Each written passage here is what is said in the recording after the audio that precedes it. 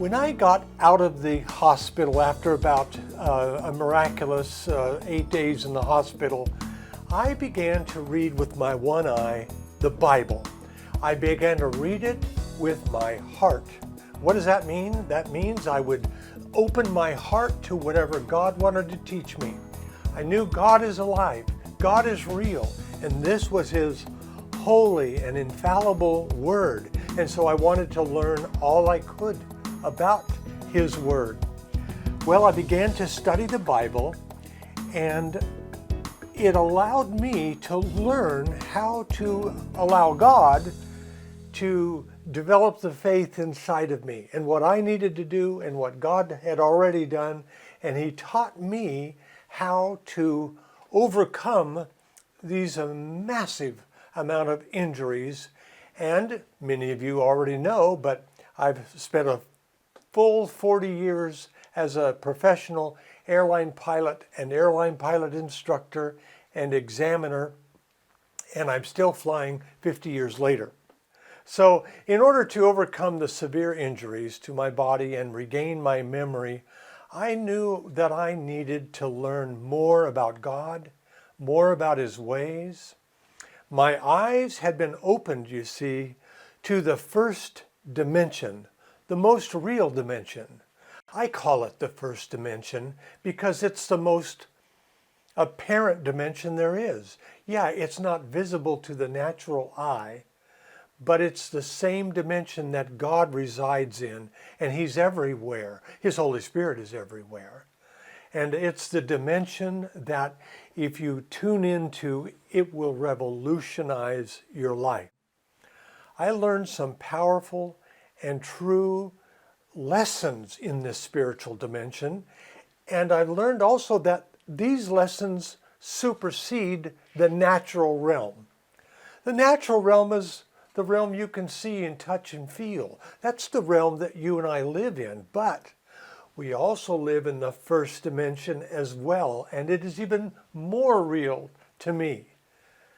It was during this time that I learned about faith.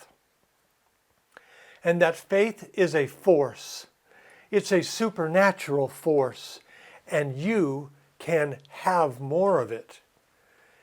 It's the bridge between the earthly dimensions and heaven's spiritual dimensions. Faith is a wonderful and powerful force that God created, and He gave to man, to you and to me, the ability and the privilege of using this faith. It's extremely important.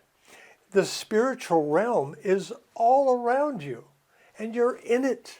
You will already live for eternity in one place or another. It's not a matter of will you be alive when you die. Yes, you will. It's a matter of where will you go.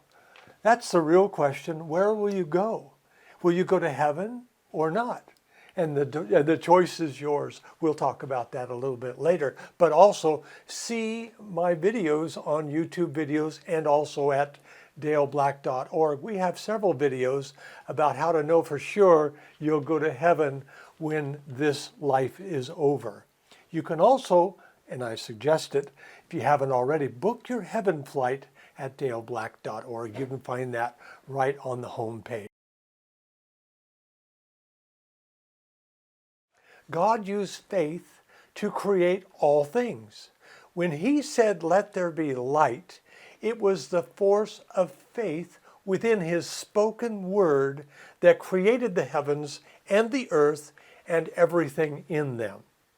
Have you ever heard of dark energy? Scientists, when they say dark, that means they don't understand what it is. It's an unknown. They see the fact that galaxies are separating from each other and they're still moving out forward, increasing in velocity the further they are from where they're seen. But the dark energy is the force of God's spoken word with faith in His heart. And that's the same force that you can use to overcome the challenges and the difficulties in your life. In the Old Testament, we see that the heroes of faith, there are people like Abraham, Moses, the prophets, and a lot of others. But these great men of the past used their faith responsibly. God was pleased, it says in the Bible.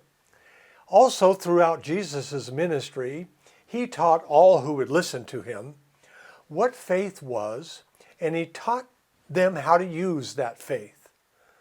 The Son of God used faith each and every day of his existence on earth.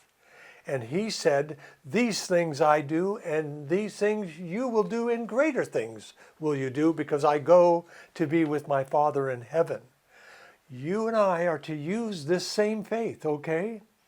The Son of God used faith each and every day during his time on earth, and he directed us to use it just as he did. He said, "These same things that I do, you will do, and even greater things, because I go to be with my Father." You know that God is pleased when his children use their faith? Faith is powerful. It's supernatural. It is designed to accomplish whatever is needed when used in agreement with God's will. Hebrews 11:1 defines it. Mark 11:23-24 says how it works, really. Faith is not hope. Don't misunderstand that. Faith and hope, they are not the same. We hear this all the time in our culture. But it's not true. Faith and hope are different. Faith is not hope. Hope is not faith. Many often confuse the two, and then they wonder, why isn't my faith working? You see, faith is not the product of reason. Like gravity, faith is an unseen force. However, unlike gravity, we must develop it in order to use it, and to use it well.